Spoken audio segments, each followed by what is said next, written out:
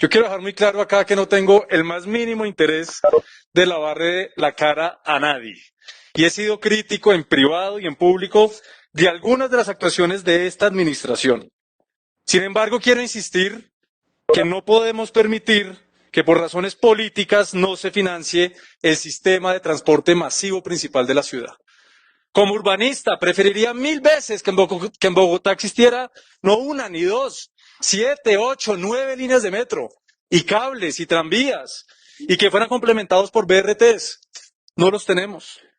Ya lo dije esta mañana, el BRT no es suficiente, la escala de Bogotá es mucho más grande para ese componente de movilidad y no está aprovechando su ventaja comparativa frente a los férreos, que es la flexibilidad.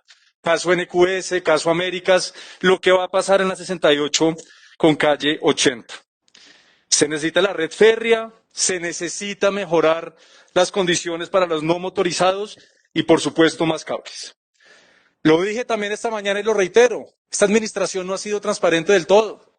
Nos debieron haber dicho en la biblioteca El Tintal, en ese rescate social va Transmilenio, porque es un servicio público esencial y porque se necesita. O mejor aún, y coincido, que se pasara como un proyecto de acuerdo aparte. Eso se debió haber hecho, eso estuvo mal hecho. Saben ustedes de mis diferencias de fondo, no estoy aquí por cuotas burocráticas, no me interesa pedirle a ningún secretario o secretaria puestos para defenderlos o no, lo hago con criterio propio de trabajo junto a mi equipo.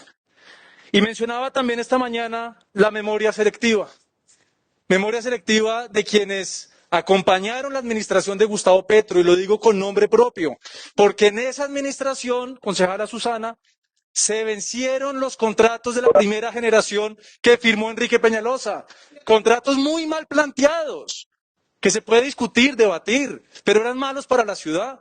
Y esa administración, que en muchas cosas fue muy interesante y hay que reconocerlo, conceptualmente el plan de ordenamiento territorial de Gustavo Petro es muy interesante, moderno del siglo XXI, con un discurso de lo público, el cual me parece muy interesante y acompaño, no fue capaz de renovar esos contratos. Y no solo eso, concejal Cancino. La vida útil de los buses era de 800.000 kilómetros y los operadores se aprovecharon de ese momento. Gustavo Petro no podía permitir que se dejara de operar Transmilenio. Y no solo le prorrogó los contratos, le aumentó la vida útil a los buses de Transmilenio. Y recuerden ustedes las noticias. Se revienta llanta de Transmilenio, se revienta techo de Transmilenio, se parte Transmilenio en dos.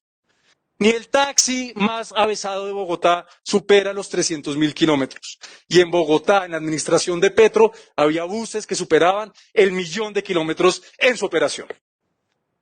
Petro no podía permitir que se dejara de operar Transmilenio. Era lo más sensato.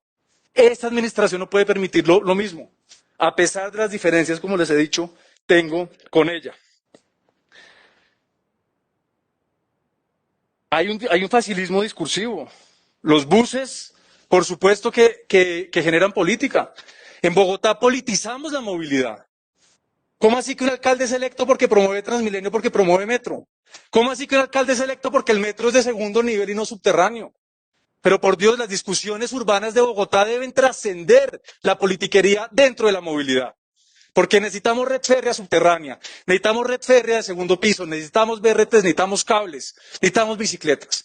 Pero no seguir haciendo política porque estoy con los buses o porque estoy con el metro. Debemos ser capaces de avanzar y superar esa discusión. Y sí, en Bogotá nos movemos en buses. Y es una lástima, concejal Carrillo. Deberíamos tener decenas de líneas de metro, pero la realidad es que nos movemos en buses. Ayer, según cifras de Transmilenio, 1.140.000 validaciones en el componente troncal y 1.220.000 en el componente zonal. 2 millones de validaciones ayer en Transmilenio. Susana, usted y yo tenemos la comodidad de pedir un taxi o de llegar en bicicleta. El resto de la mayoría de concejales tienen la comodidad de una camioneta que está afuera, que responde cuando ustedes llaman. Es muy fácil desde aquí decir que cierren Transmilenio.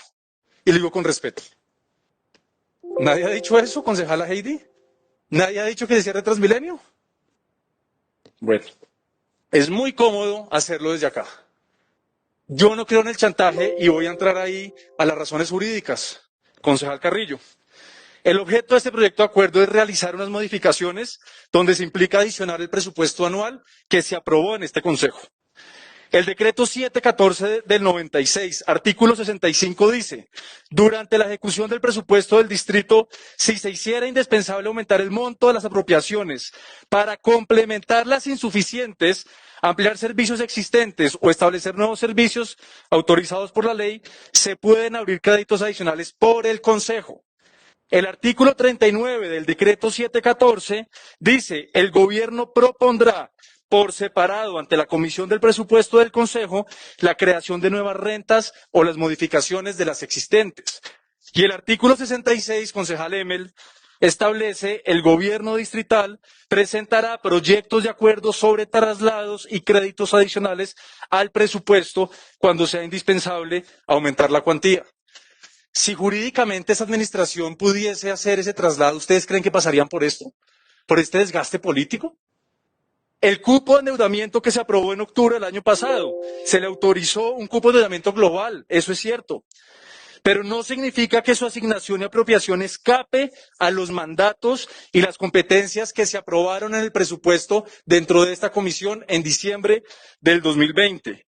En ese entonces se incluyeron que para Transmilenio, y con esto cierro, Presidenta, 149.000 millones que fueran provenientes del cupo de endeudamiento para ejecutarse este año.